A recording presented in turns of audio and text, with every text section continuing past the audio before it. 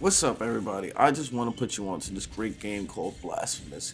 Now, I played the first one, second one, and I know the diehards are going to be really pissed off about this, but I did not get the true ending for Blasphemous 1, and that's only because I already was spoiled, and it kind of like turned me off to the idea of even pursuing it. So, I may pursue it in the future, just not right now. I can say this for a fact. If you haven't played Blasphemous, you're gonna want to play it. It is insanely good. Like, I mean, crazy good. The final boss was probably the only thing that was like, ugh, I kind of wish I didn't play it.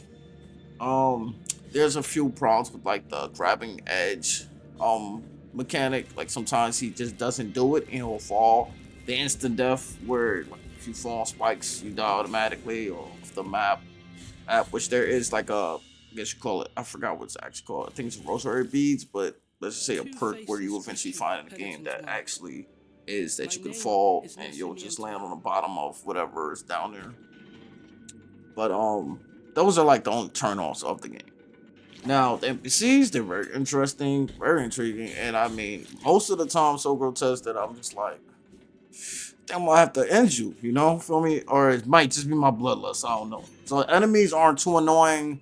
They're fun at times. Platforming is pretty good. It's not insanely boring, which is great. Just a little tip. There is a church, and if you go to this church, they have a donations box.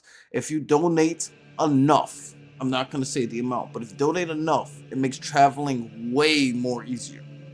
I wish somebody had told me that at the start of this adventure, but I found out towards the end of my adventure, just before I got to the final boss, which was agonizing to me.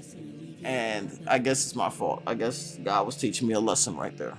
But moving on from that, every boss in this game is pretty fair. I wouldn't say the final boss isn't fair, it's just annoying. But it is what it is. I'll show you my favorite. Actually, my favorite boss. I'll show you my favorite boss in the game, and just watch that and decide for yourself if this is the game for you. The areas are cool looking. They're great. I cannot stress how much work it must have took just to make a game like this. Like, it's insane. It's worth the money. I caught on sale. Oh God. I'm trying to remember so many things. Oh man, there was a couple of times where I like versus bosses and I thought like I was just terrible at the game. And then I realized it's because I'm not remembering what they're doing.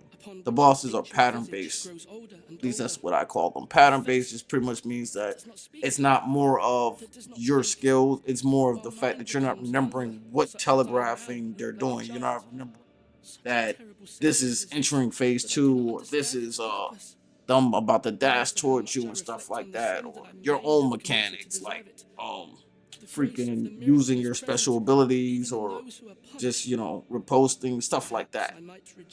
So I hope you guys actually do take some time and look into this, and you know so without further ado, here is the boss battle that I particularly loved till the end of time. from your flasks, thereby enhancing its gift.